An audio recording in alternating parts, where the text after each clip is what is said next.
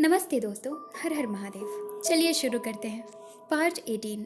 उस आदमी की ये बात सुनकर कार्तिक चौंकते हुए बोला, सब कुछ छीना है मैंने तुम्हारा? कब? मैं तो तुमसे आज पहली बार मिल रहा हूँ।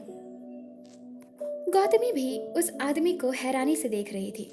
फिर उस आदमी ने कहा, याद नहीं तुम्हें? तुम्हें कहाँ से याद होगा? चलो मैं तुम्हें बताता हूँ। आज से 4 साल पहले शनिवार की रात थी। उस दिन दीपावली थी। मेरे गांव में जितने भी लोग थे वो सभी मेरे बहुत अच्छे दोस्त थे।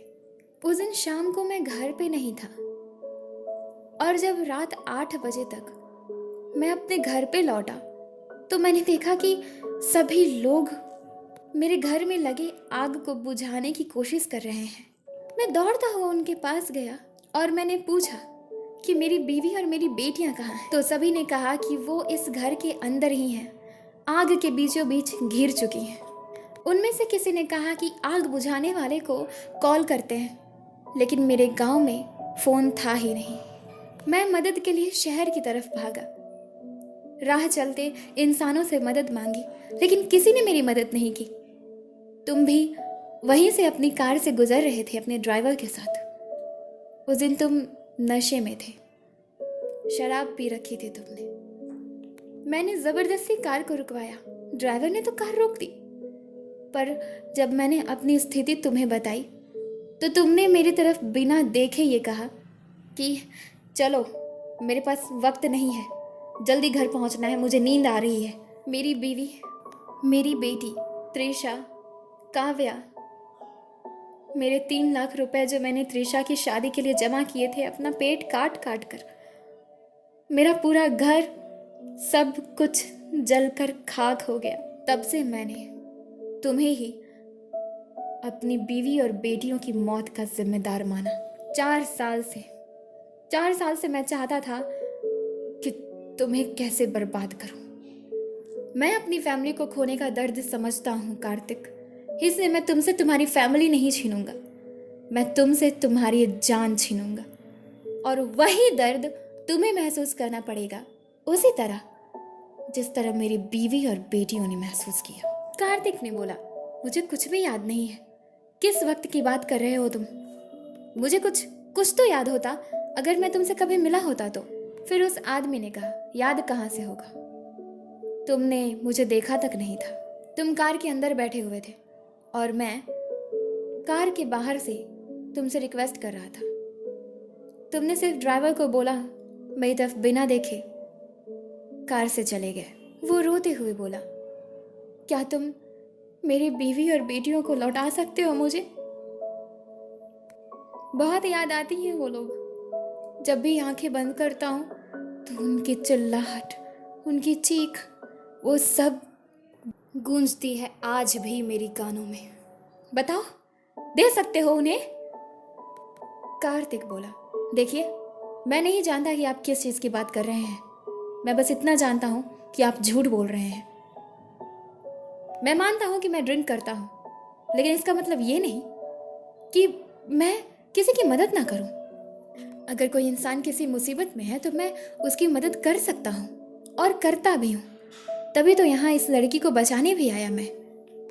और अगर ऐसा मैंने किया भी होगा तो वो नशे की हालत में होकर किया।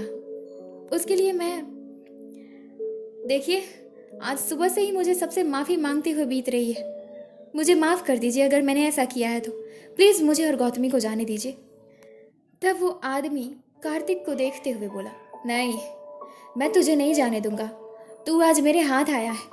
बहुत साल से मैं तेरे तरक्की को देख रहा था, तुझे देख रहा था। तुझे देख कर ही मेरे खून खौल उठते हैं। मेरी आंखों में तेरे लिए नफरत है, उसके अलावा कुछ नहीं।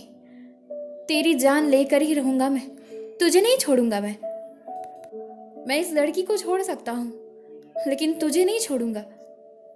गौतमी मन ही मन बोली, हो सकता है कि अगर मैं कार्तिक के खिलाफ बोलूं तो अंकल मुझे छोड़ देंगे, क्योंकि ये अपनी बीवी और बेटियों के मौत का बदला लेना चाहते हैं कार्तिक से।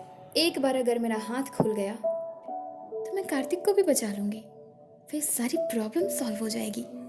फिर गौतमी उस आदमी को देखते हुए बोली, ठीक कहा अंकल आपने, मार दीजिए इस कार्तिक को, ये जीने के लायक ही नहीं है। ऐसे इंसान के जान की परवाह नहीं करनी चाहिए अंकल। आपको पता है, मेरी और पूर्वी की दोस्ती तोड़वा दी इसने, 2 साल पुरानी गहरी दोस्ती। क्यों जानते हैं? क्योंकि ये मंद बुद्धि के साथ साथ सेल्फिश भी है। कार्तिक घूरते हुए गौतमी को देखता है और गुस्से से बोला, तुम चुप रहोगी 2 मिनट के लिए? तुम्हारी बकबक कभी खत्म नहीं होती है ना? हाँ? गौतमी बोली, चुप करो तुम। अंकल आप एक बार मेरा हाथ खोलिए, इसको तो मैं सीधा करती हूँ। उन तीनों के चारों तरफ ढेर सारे आदमी खड़े थे। गौतमी बोली, अंकल प्लीज खोल दीजिए मुझे, मैंने क्या बिगाड़ा है आपका? मैं भी तो किसी की बेटी हूँ। अगर आप मुझे मार देंगे तो फिर मेरे माता पिता बहुत उदास हो जाएंगे, वो जिंदगी भर रोएंगे। अंकल आप उनका दर्द समझ ही सकते हैं, आप भी एक पिता हैं। मेरा मतलब है पिता थे, मुझे अपनी बेटी समझकर मुझे छोड़ दीजिए अंकल। आपको जो काम था मुझसे वो तो हो गया ना, इस कार्तिक को बुला लिया आपने, प्लीज मुझे छोड़ दीजिए।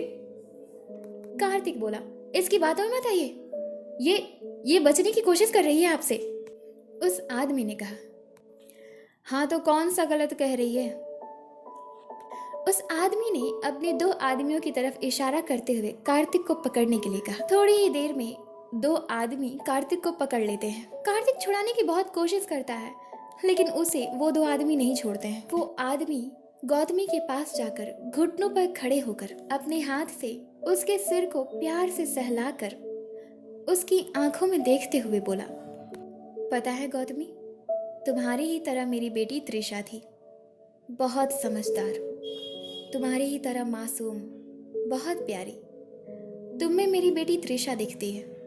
मेरी वजह से तुम्हें इतना दुख हुआ, डर लगा, मुझे माफ कर देना। मेरे इरादे बुरे नहीं थे बेटा, मैं बस इस कार्तिक से बदला लेना चाहता था। तुम जा सकती हो।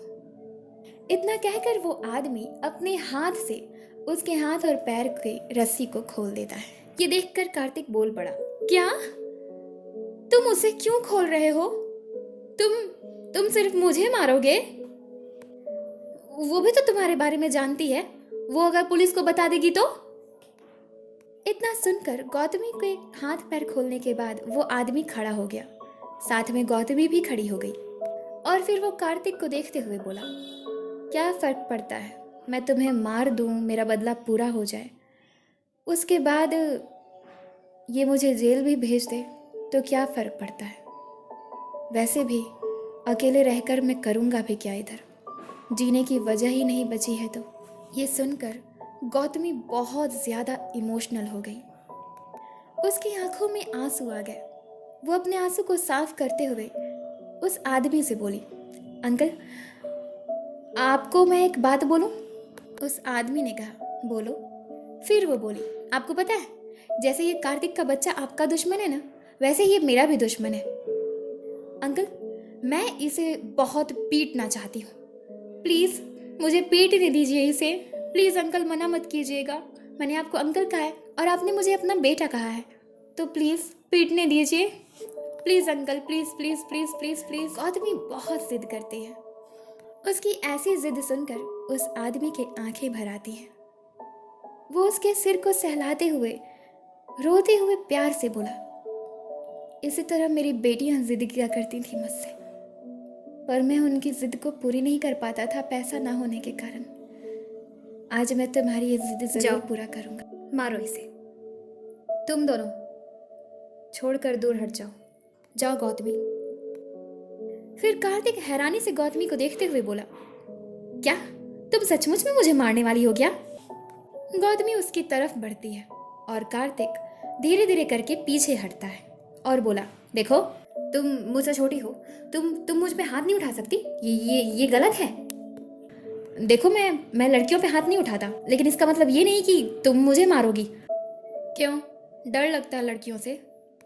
कार्तिक अक्कड़ कर बोला, ऐसी कोई बात नहीं है, मुझे लड़कियों से कोई डर नहीं लगता।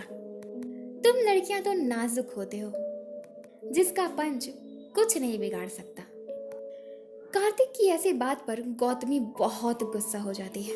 वो उसके मुंह पे जोर से एक पंच मारती है, जिसकी वजह से कार्तिक जमीन पर गिर जाता है और उसकी होठ से खून आने लगता है। वो अपने खून को हाथ से चेक करते हुए गौतमी को हैरानी से देखता है। तो गौतमी बोली, क्यों, कैसा लगा पंच? तुम जैसे लोग लड़कियों को कमजोर समझते हैं, बेवकूफ आदमी। असल में तुम इंसान के लायक ही नहीं हो, क्योंकि तुम्हारे अंदर इंसानियत नाम की तो कोई चीज ही नहीं। क्यों नहीं मदद की तुमने उस दिन अंकल की? कार्तिक उठकर खड़ा होने ही वाला था, तभी गौतमी ने उसे दूसरा पंच कर दिया। वो फिर से जमीन पर गिर गया। वो गौतमी को देखते हुए गुस्से से बोला, तुम जानती हो कि कितनी बड़ी गलती कर रही हो तुम मुझ पे हाथ उठाकर गौतमी। मैं तुम्हें स्कूल से सस्पेंड कर दूंगा। गौतमी हंसते हुए बोली, अच्छा, सस्पेंड करोगे तुम मुझे स्कूल से? मुझे खुद नहीं रहना है उस स्कूल में जिसमें मेरे दोस्त ना हो। कार्तिक फिर से उठने की जैसे ही कोशिश करता है, गौतमी उसे एक बार फिर से पंच करती है और वो एक बार फिर से जमीन पर गिर गया। इस बार वो दर्द से कराहते हुए बोला, यार अब बस करो, मान लिया हूँ कि स्ट्रांग हो तुम, कमजोर नहीं हो। कार्तिक उठकर खड़ा हो जाता है और गौतमी को देखते हुए बोला, मैं भी कमजोर नहीं हूँ, अब मैं तुम्हें नहीं छोड़ूंगा। वो जैसे ही गौतमी को पंच करता है, वो बच जाती है और फिर दूसरा पंच वो उसके पेट पे करती है। वो जैसे नीचे झुकता है, उसके फेस पर वो एक बार फिर से पंच कर देती है और एक बार फिर से वो जमीन पर गिर जाता है। मैं अपने स्कूल के ऑनर को नहीं, एक बहुत ही बिगड़ैल इंसान को मार रही हूँ, समझे? गौतमी उसके नजदीक जाकर झुक कर उसके चेहरे के पास जाकर बोली, उसकी आंखों में देखते हुए धीमी आवाज में, जब ये अंकल मुझे छोड़ चुके थे तो दोबारा कॉल करने की क्या जरूरत थी तुम्हें? हाँ, हो ना हो इसमें तुम्हारा कोई तो मतलब है, तभी तुम यहाँ आए। बोलो क्यों आए हो यहाँ? कार्तिक अपनी आंखों को बड़ी बड़ी करके उसकी आंखों में देख रहा था। सभी गौतमी को देखने लगे। वो कार्तिक का हाथ पकड़कर उसे खड़ा करती है। वो ऐसे रिएक्ट कर रही थी जैसे वो उसे खड़ा करके दोबारा मारने वाली है। किसी ने ये ध्यान नहीं दिया था कि गौतमी कार्तिक को मारते मारते मेन गेट के पास लेकर आ चुकी थी, क्योंकि गौतमी की प्लानिंग तो कार्तिक को बचाकर भागना ही था। सभी आदमी कार्तिक और गौतमी से दूर हॉल में खड़े कार्तिक के पिटाने का मजा लेते हुए हंस रहे थे और वो आदमी चुपचाप खड़े देख रहे थे। तभी गौतमी कार्तिक का हाथ पकड़कर गेट की तरफ तेजी से भागते हुए चिल्लाकर बोली, भागो कार्तिक! उन दोनों को वहां से भागता हुआ देख सभी की हंसी तो जैसे गायब हो गई और उस आदमी को लगा कि इस लड़की ने भी उसे धोखा दिया है। कुर्सी पर रखी अपने रिवॉल्वर को लेकर आदमियों के साथ बाहर भागता हुआ आया। तो उन लोगों ने देखा कि कार्तिक और गौतमी कार की तरफ भाग रहे थे। वो दोनों कार में जाकर बैठ गए और कार के दरवाजे को अंदर से लॉक कर लिया। कार्तिक ने बहुत कोशिश की कार को स्टार्ट करने के लिए, लेकिन कार स्टार्ट ही नहीं हो रही थी। वो आदमी अपने आदमियों के साथ आराम से चलकर उस कार के पास आया। एक आदमी ने गौतमी पर बाहर से ही और दूसरे उस 45 वर्ष के आदमी ने कार्तिक पर गन पॉइंट करके गुस्से से बोला, चलो दोनों बाहर निकलो, क्योंकि मेरा हाथ शीशे के आर पार तो नहीं जा सकता, लेकिन यह गोली बहुत आसानी से और साथ ही तेजी से अंदर जा सकती है। कार्तिक और गौतमी बहुत डर गए थे। डरते हुए वो दोनों कार से बाहर निकले। कार से बाहर निकलते ही गौतमी के हाथ को एक आदमी ने पकड़ लिया, उसके सिर पर गन पॉइंट करके एक तरफ खड़ा कर लिया और फिर कार्तिक को भी कार से बाहर निकालकर वो आदमी उस पर गन पॉइंट किए हुए ही उसे गौतमी के बगल में खड़ा कर देता है और गौतमी को गुस्से से देखते हुए बोला, मैंने तुम्हें अपना बेटा कहा था और तुमने क्या किया? तुमने मुझे धोखा दिया। तब गौतमी उन्हें देखते हुए बोली, आपको मुझे मारना है तो मार दीजिए अंकल, लेकिन फिर भी मैं एक ही बात बोलूंगी कि इससे किसी का कोई भला नहीं होने वाला, ना आपका, ना कार्तिक का, ना मेरा। उल्टा सब कुछ बुरा होगा। आपकी बीवी और बच्चों को भी बहुत बुरा लगेगा। अंकल, मैंने जो किया उसमें सबकी भलाई थी, क्योंकि अगर आप कार्तिक को मार देते हैं तो पुलिस पागलों की तरह आपके पीछे घूमेगी, आपको ढूंढने के लिए घूमेगी और आप सुकून से नहीं रह पाएंगे। यहाँ पे सजा काट के जाएंगे तो भगवान की अदालत में भी आपको सजा दी जाएगी। पता है क्यों? क्योंकि बदला हमें नहीं लेना चाहिए। और फिर इसमें पूरी तरीके से कार्तिक की कोई गलती भी नहीं थी। बदला कमज़ोर लोग लेते हैं अंकल, और मेरी नज़र में आप कमज़ोर नहीं हैं, बहुत स्ट्रांग हैं। क्योंकि जो अपने पूरे परिवार को खोने के बावजूद भी जीवित है, उससे ज़्यादा स्ट्रांग इस दुनिया में कोई नहीं। पता है अंकल, भगवान आपके जैसा पिता हर किसी को दे, जो अपनी बेटियों पर आँच भी आना सहन नहीं कर सकते। बहुत भाग्यशाली होंगी वो लड़कियाँ जो आपकी बेटियाँ थीं, क्योंकि आप उनसे इतना प्रेम करते हैं कि जब वो जिंदा थीं तो अपने आराम की परवाह नहीं करते थे आप, और जब वो चली गईं तो अपनी ज़िंदगी की परवाह नहीं है आपको। फिर कार्तिक उस आदमी को देखते हुए बोला, मुझे भी कुछ भी याद नहीं कि मैंने क्या किया है आपके साथ, लेकिन फिर आपके आंसू को देखकर मुझे लग रहा है ना कि आप सही कह रहे हैं। मैंने सच में गलती की है। मैं भूल गया हूँ, पर आप नहीं भूल सकते, क्योंकि कोई भी इंसान जुबान से झूठ बोल सकता है, लेकिन आँखों से नहीं। आपकी आँखें कह रही हैं कि आप झूठ नहीं कह रहे अंकल। आपको पता है, जब मैं सिर्फ 18 साल का था तो मेरे पिता मुझे छोड़ के चले गए। आप जानते हैं, उनके मौत को मैं मर्डर समझता हूँ। आज तक मैं कातिल को नहीं ढूंढ पाया। मैं अपने पापा से बहुत प्यार करता हूँ और हमेशा करता रहूँगा। अपनों को खोने का क्या दर्द होता है, ये मैं ठीक से समझ पा रहा हूँ अंकल, और मैंने गुनाह किया है। आप मुझे मार सकते हैं, मैं आपको गुनहगार नहीं समझूंगा। फिर वो आदमी रोते हुए बोला, तुम दोनों मुझे इमोशनल ब्लैकमेल करने की कोशिश कर रहे हो ना?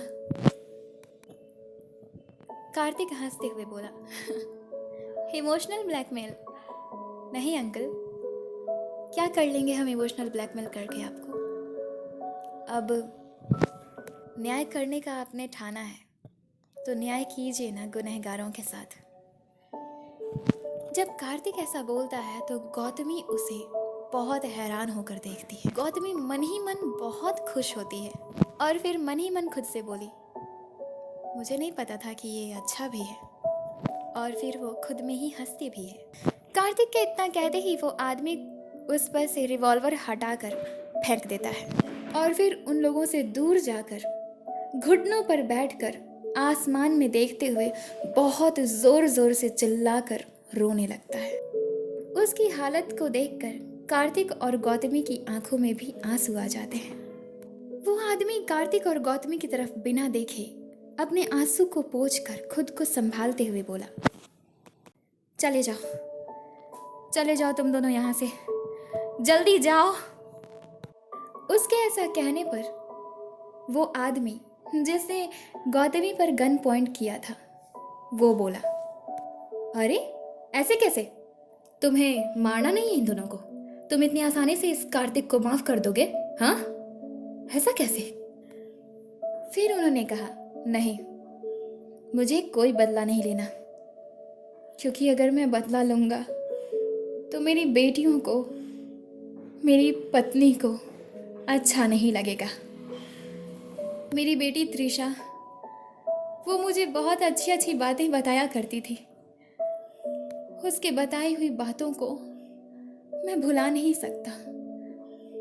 उसने एक बार ये भी बताया था कि चाहे कोई हमारे साथ कितना भी बुरा करे, हमें उससे कभी नफरत नहीं करना चाहिए। हाँ, उससे लड़ना ज़रूर चाहिए यदि हम में इतनी शक्ति और ताकत है तो। हमें पूरी कोशिश करनी चाहिए, पर किसी की जान लेना ये गलत है, और मैं कार्तिक की जान लेकर अपनी बेटी त्रिशा का दिल नहीं दुखा सकता। छोड़ दो इन लोगों को। उस आदमी के ऐसा कहते ही जिस आदमी ने गौतमी को पकड़ रखा था उसने कहा, तुम्हारे मन में जितना भी गुस्सा था इस कार्तिक सिन्हा के लिए वो खत्म हो गया, तुम्हारा काम हो गया। मगर इस लड़की को तो मैंने किडनैप किया है ना, तो ये लड़की भी मेरी हुई। इस लड़की को मैं अपना काम खत्म करने के बाद दे दूंगा, इसी पते पर। गौतमी के सिर पर उसने रिवॉल्वर पॉइंट किया था। गौतमी गुस्से से बोली, तुम्हें मैं छोड़ूंगी नहीं।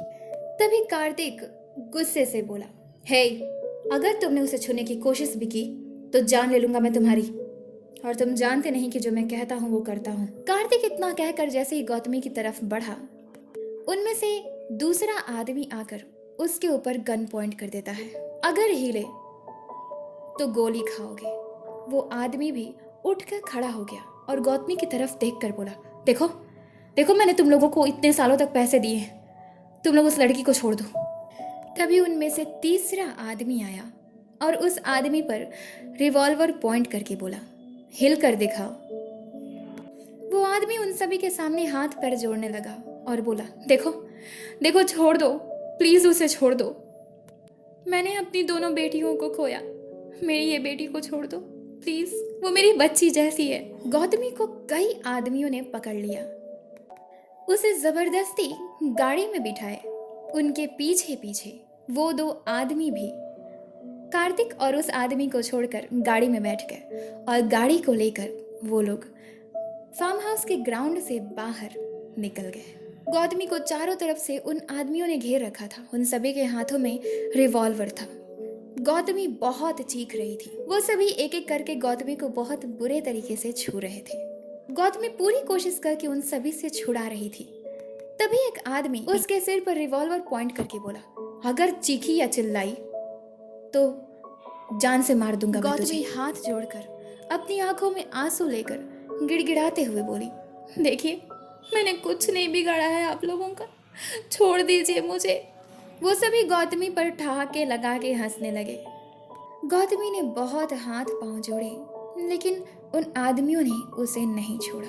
उनमें से जो ड्राइव कर रहा था गाड़ी को, वो बोला, तुझे ऐसी जगह पे ले जा रहे ना जहाँ से तू चीखेगी चिल्लाएगी ना, तभी नहीं समझ में आएगा किसी को। गौतमी फिर भी बहुत जोर से चिल्ला रही थी। उन लोगों में से किसी एक ने उसकी दाएं हाथ के बाजू को फाड़ दिया, जिसकी वजह से गौतमी ने उसे थप्पड़ मार दिया। फिर सभी एक साथ उसके साथ जबरदस्ती करने लगे। तभी उस ड्राइवर ने अचानक से गाड़ी रोक दी, जिसकी वजह से सभी शांत होकर सामने देखने लगे। सामने देखते ही गौतमी बहुत खुश हो गई और बोली, अभिजीत। अभिजीत अपने पापा से बोला, पापा आप अंदर ही बैठिएगा, हम लोग आते हैं। उसके पापा मुस्कुराते हुए बोले, ओके। अभिजीत, सुमित और राघव तीनों ही गुस्से के साथ कार से बाहर निकलते हैं। उन तीनों को बाहर आता देख सभी आदमी अपनी गाड़ी से भी बाहर आए, गौतमी को गाड़ी में ही अकेला छोड़ के। तभी पीछे से कार्तिक भी अपनी कार से वहां आकर रुकता है और उनके साथ वो अंकल भी थे। वो दोनों भी अपनी कार से बाहर निकलते हैं। कार्तिक और वो अंकल अभिजीत, राघव और सुमित की तरफ आकर खड़े हो गए। तब अभिजीत ने पूछा, तुम ठीक हो ना कार्तिक? कार्तिक उसे देखते हुए बोला, तुम चिंता मत करो, मुझे कुछ नहीं हो सकता। तभी गौतमी की तरफ खड़े आदमियों में से एक आदमी ने कहा, लगता है कि तुम सबको मरना है एक साथ। कोई बात नहीं, तुम सबको तो चुटकियों में हरा देंगे हम, क्योंकि हम 26 हैं और तुम लोग बस थोड़े से।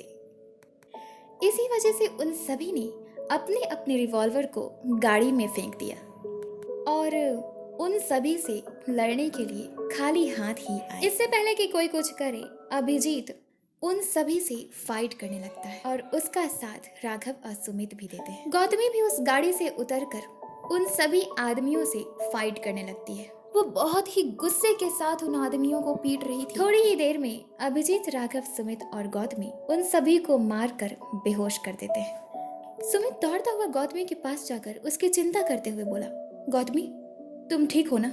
इन लोगों ने कुछ किया तो नहीं ना? गौतमी उसे देखकर बोली, मैं ठीक हूँ। इतने में वहां पर पुलिस आ जाती है। पुलिस आकर उन सभी को गिरफ्तार कर लेती है। तब इंस्पेक्टर कार्तिक के पास जाकर बोले, मिस्टर कार्तिक सिन्हा आप ही हैं ना?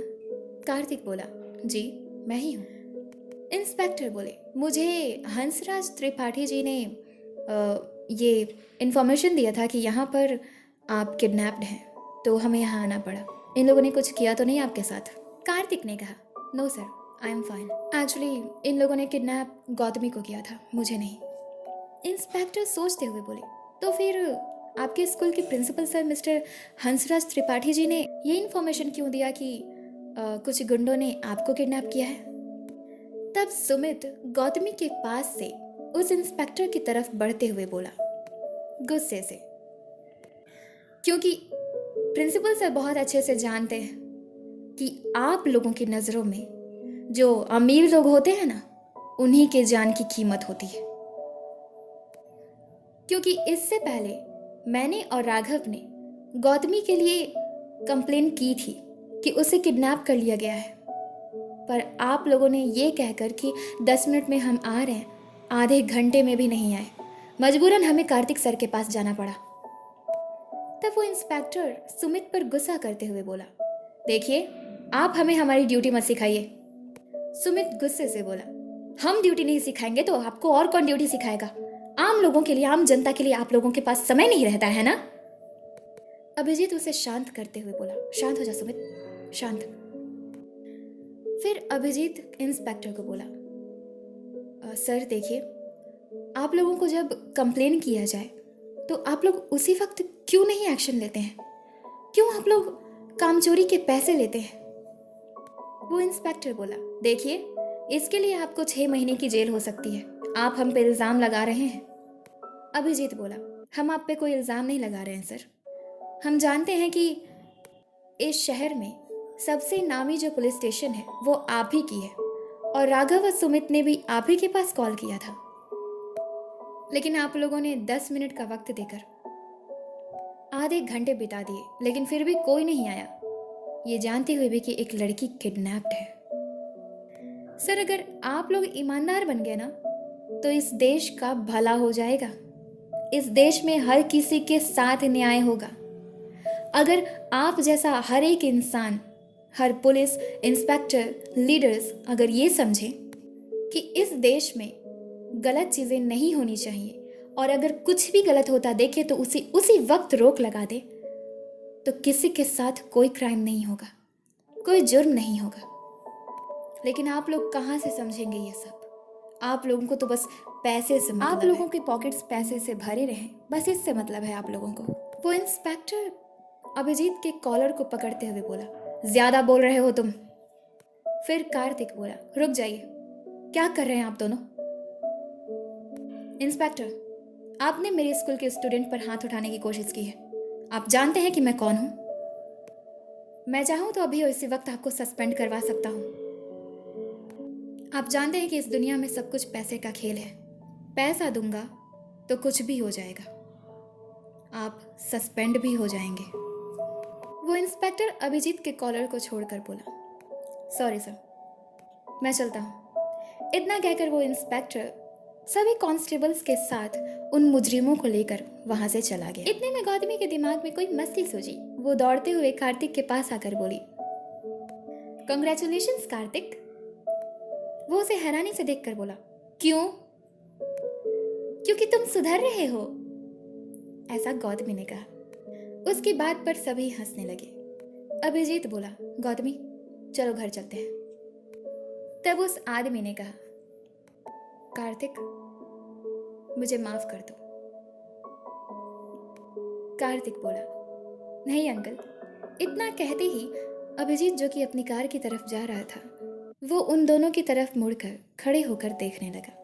गौतमी, राघव, सुमित सभी देख रहे थे और अभिजीत के पिता अंदर से ही सब कुछ देख रहे थे। उस कार के विंडोज बंद थे। कार्तिक बोला, आपको माफी मांगने की जरूरत नहीं है, गलती तो मेरी है, मुझे माफ कर दीजिए। उसने हाथ जोड़कर अपने सिर को झुकाकर कहा। तब वो अंकल उसके हाथ को पकड़ लेते हैं। तब कार्तिक बोला, अंकल मेरा कोई पिता नहीं है, आप मेरे पिता जैसे लगते हैं मुझे, आप मुझे अपना बेटा कह सकते हैं। ये सुनते ही उस आदमी की आंखों में आंसू आ गए और उसने कार्तिक को गले से लगा लिया। कार्तिक की अच्छाई देखकर अभिजीत मन ही मन बोला, मुझे नहीं पता था कि कार्तिक कितने सॉफ्ट दिल का है। शायद पूर्वी ने पहचान लिया होगा इसे, इसलिए इसे पसंद कर लिया।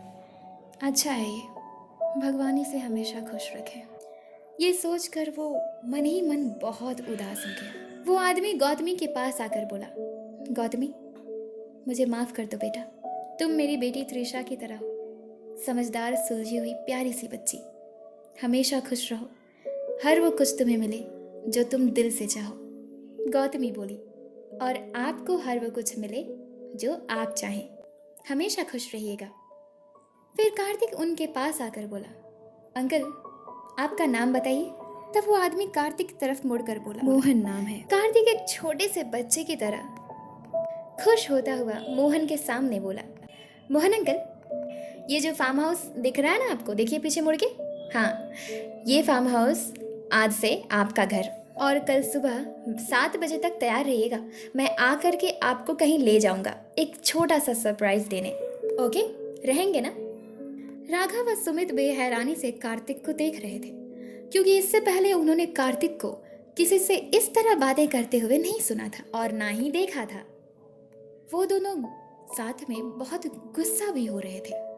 राघव सुमित के पास आकर धीमी आवाज में बोला, ये जरूर सुधरने की कोशिश कर रहा है, क्योंकि पूर्वी को जो हासिल करना है इसे। क्या लगता है इसको कि ऐसा अच्छा बनने का नाटक करके ये पूर्वी को पा लेगा? इम्पॉसिबल। जो जिसके नसीब में होता है ना, उसे ही मिलता है। क्यों सुमित, ठीक कहा ना मैंने? सुमित बोला, और नहीं तो क्या। फिर सुमित अभिजीत की तरफ देख कर बोला, देख कितना उदास है वो। अगर हमारे दोस्त के नसीब में पूर्वी नहीं भी लिखी होगी ना, तब भी हम जबरदस्ती भगवान जी से लिखवा लेंगे। कार्तिक अभिजीत को देखकर बोला, अभिजीत, तुम गौतमी को लेकर घर जाओ, मैं अंकल को फार्म हाउस में छोड़ कर आता हूँ, ठीक है? अभिजीत मन ही मन उदासी के साथ एक फेक सी स्माइल देते हुए कार्तिक को देखकर बोला, ठीक है साहब, मैं जा रहा हूँ। चलो गौतमी, राघव, सुमित, चलो कार में बैठो। गौतमी कार्तिक की अच्छाई देखकर बहुत हंस रही थी और मन ही मन बहुत खुश भी थी। कार अभिजीत ही ड्राइव कर रहा था, गौतमी उसके बगल में बैठी हुई थी। राघव सुमित अभिजीत के पिता के साथ पीछे बैठ गए। कार्तिक ने अभिजीत के पापा को नहीं देखा था, क्योंकि वह बातें करने में व्यस्त था। फिर वो मोहन को लेकर वापस फार्म हाउस की तरफ चला गया और अभिजीत अपनी कार से घर की तरफ चला। ड्राइव करते हुए अभिजीत बहुत उदास था। अब उसको पूर्वी को पाने की सारी उम्मीदें खत्म होती हुई नजर आ रही थी। थोड़ी ही देर में उसकी आंखें भी भर आती हैं, लेकिन फिर वो अपने आंसू को छुपाने के लिए अपनी आंखों को जल्दी से साफ कर लेता है। गौतमी अपने साथ हुई सभी बातों को सभी को बता रही थी। सुमित, राघव और अभिजीत के पिता इंटरेस्ट लेते हुए उसे गौर से सुन रहे थे। तब राघव बोला, अच्छा, मतलब ये कार्तिक ड्रिंक भी करता है? सुमित बोला, इतनी बड़ी बुरी आदत है उसमें, ऐसे इंसान को कोई लड़की कैसे एक्सेप्ट कर सकती है? गौतमी के साथ हुई सभी इवेंट्स उसे इतने ज्यादा इंटरेस्टिंग लग रहे थे कि वो उन सभी इवेंट्स को बताने के चक्कर में वो अपने साथ बीती सभी बातों को बताए जा रही थी। वो पूर्वी के मोबाइल के बारे में अभिजीत को उस वक्त नहीं बताती है, क्योंकि अभिजीत के पापा भी वहीं थे। सुमित गौतमी की चिंता करते हुए बोला, गौतमी, तुम अच्छा तो महसूस कर रही हो ना? गौतमी पीछे मुड़कर सुमित को देखते हुए हंसते हुए बोली, मुझे कुछ भी नहीं हुआ है सुमित, मैं बिल्कुल कंफर्टेबल महसूस कर रही हूँ। पता है क्यों? क्योंकि मैं बहुत स्ट्रांग गर्ल हूँ। इसी तरह थोड़ी कार से निकलकर जितनी मर्जी उतना धोया मैंने उन सबको। अगर पुलिस नहीं आती तो सही बता रही हूँ, जान ले लेती मैं उन लोगों की, क्योंकि ऐसे लोगों को ना धरती पर बोझ कहा जाता है, क्योंकि ऐसे दरिंदे जिंदा नहीं रहने चाहिए। उन्होंने आज मेरे साथ ऐसा करने की कोशिश की, मैं तो बच गई, पर उन लड़कियों का क्या होगा जो इन दरिंदों के चपेट में आएंगी? वो सामने देखते हुए सोचते हुए बोली, मुझे लगता है कि मुझे कुछ करना होगा। अभिजीत कुछ भी नहीं बोल रहा था। वो चुपचाप सामने देखते हुए पूर्वी के बारे में सोचते हुए गाड़ी चला रहा था। थोड़ी ही देर में वो सभी गौतमी के घर पहुंच जाते हैं। अभिजीत बोला, तुम्हारा घर आ गया गौतमी, जाओ। गौतमी अपने घर की तरफ देखते हुए गाड़ी से नीचे उतरकर सभी को बाय कहते हुए कार के गेट को बंद कर देती है और फिर गाड़ी की खिड़की की तरफ से अंदर झांकते हुए अभिजीत को बोली, Abhijit, thank you very much मुझे बचाने के लिए। वो दूर से ही अभिजीत के पिता को हाथ जोड़कर बोली, प्रणाम अंकल, मैं चलती हूँ, बाय राघव, सुमित। इतना कहकर गौतमी अपने घर के अंदर चली गई और अभिजीत अपनी कार को लेकर राघव और सुमित के साथ घर चला गया। गौतमी जैसे ही घर के अंदर एंटर करती है, उसने देखा कि उसके पिता आज कंपनी नहीं गए। जब उसकी माँ ने गौतमी के कपड़े को गंदे और फटे हुए देखे तो उसकी माँ जल्दबाजी से उसके पास जाकर चिंता करते हुए बोली, ये सब क्या है गौतमी? ये तेरे कपड़े फट कैसे गए? गौतमी अपनी माँ को वहीं खड़े सारी बातें बताती है। माँ, मुझे किसी ने किडनैप कर लिया था। सोफे पर बैठे उसके पापा और रोशन दोनों उसके पास आ उसके पिता चिंता करते हुए, क्या? तब गौतमी अपने पापा को देखते हुए फिर से बोली, मुझे एडमिशन मिल गया है पापा। कार्तिक ने मुझसे माफी भी मांगी है। जब मैं स्कूल से भागकर पूर्वी के घर जा रही थी तो रास्ते में मुझे एक आदमी ने गाड़ी से किडनैप कर लिया। उनके एक बॉस थे मोहन अंकल, जो कि कार्तिक से बदला लेना चाहते थे अपनी पत्नी और बेटी की मौत का, जबकि कार्तिक गुनहगार नहीं था। वो नशे की हालत में कुछ समझ नहीं पाया था, इसलिए उसने उस दिन उनकी मदद नहीं की थी, जिसकी वजह से वो अपने परिवार को खो दिया। फिर बाद में अंकल ने मुझे और कार्तिक दोनों को बख्श दिया, जाने को कहा, लेकिन फिर उन लोगों ने मुझे पकड़ लिया, गाड़ी में बिठाकर मेरे साथ गलत करना चाहते थे, मुझे ले जा रहे थे कहीं। तभी अभिजीत सामने से आ गया। अभिजीत, राघव, सुमित और उनके साथ उनके पापा भी थे। हम सब ने लड़कर उन लोगों को हरा दिया और यहाँ आ गए और फिर सब कुछ ठीक हो गया। आपको पता है, कार्तिक ने ना उस आदमी को माफ कर दिया। आप जानती हैं, कार्तिक अच्छा इंसान बन रहा है। ये सभी चीजें सुनकर गौतमी के पिता बोले, थैंक गॉड कि तुम ठीक हो, थैंक गॉड कि अभिजीत सही समय पे पहुंचा, वरना क्या होता हमारी इज्जत का। तुम ना अब घर से बाहर नहीं जाओगी बिन हमसे पूछे।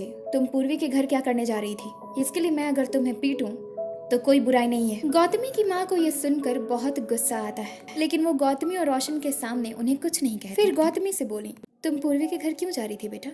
अभी बताऊंगी तो आप लोग नहीं समझेंगे। माँ, भूख लगी है मुझे खाना दीजिए। कल रात भी नहीं खाया मैंने, सुबह में भी बिना नाश्ता किए चली गई। गौतमी क्यूट सा फेस बनाते हुए अपनी माँ को देखकर बोल रही थी। तब उसकी माँ प्यार से बोली, जाओ तुम कपड़े चेंज कर लो नहाकर, मैं खाना लगा देती हूँ। उनके ऐसा कहने पर गौतमी के पिता वापस से सोफे पर जाकर बैठ गए और टीवी ऑन करके मूवीज देखने लगे। तभी गौतमी बोली, अरे यार, मैं भी कितनी बड़ी बुद्धू हूँ, इतनी अच्छी अपॉर्चुनिटी मिली थी। उसकी बातों को बीच में काटते हुए रोशन वहीं जो खड़ा था, उसने कहा, क्या हुआ दीदी, कैसी अपॉर्चुनिटी? तब गौतमी की नजर रोशन पे, फिर उसके पिता पे और फिर उसकी माँ पे जाता है। तीनों ही उसे आगे बोलने के इंतजार में देख रहे थे। तब गौतमी बोली, कुछ नहीं, मैं कपड़े चेंज करके आ रही हूँ माँ, ठीक है? इतना कहकर गौतमी उन तीनों से बचकर कमरे में चली जाती है। गौतमी कमरे में जाने के बाद बोली, अरे यार, कितनी अच्छी अपॉर्चुनिटी थी। मैंने अभिजीत को बताया था कि पूर्वी कार्तिक को पसंद करती है, लेकिन अच्छा लगता जब मैं बताती कि ये मेरी गलत फहमी थी। ये कार्तिक का बच्चा खुद फंसा रहा था पूर्वी को मुझसे दोस्ती तोड़वाने के लिए। अभिजीत को भी तो पता चले कि कितना बुरा है कार्तिक। वो उसे सर कहकर रिस्पेक्ट दिए जा रहा था, जबकि ये गधा रिस्पेक्ट के लायक ही नहीं। वो थोड़ी देर शांत हो गई और फिर बोली, नहीं यार, सुबह का बोला शाम को घर वापस आए तो उसे बुला नहीं कहते। अब कार्तिक सुधर रहा है तो ऐसा थोड़ी कि वो रिस्पेक्ट के लायक नहीं, पास्ट बुलाया भी तो जा सकता है ना। इतना भी अच्छा नहीं बन गया है वो। मैं भी क्या बकवास बातें सोच रही हूँ। चलो नहाने चलती हूँ मैं, और फिर पूर्वी को कॉल करूँगी उसके नंबर को अनब्लॉक करके। नहाकर कपड़े बदलने के बाद गौतमी अपने कमरे में आकर बैठी हुई थी। थोड़ी देर कुछ सोचने के बाद बहुत हिम्मत के साथ वो अपने मोबाइल से पूर्वी के नंबर को अनब्लॉक करती है। वो पूर्वी को कॉल करने ही जा रही, तभी उसे याद आया। वो ड्रामा करते हुए रोने लगी और बोली, यार, इस कार्तिक के बच्चे के पास छूट गया है पूर्वी का मोबाइल। मैं कहाँ से कॉल करूँगी उसे, अब तो उससे कल ही बात हो पाएगा।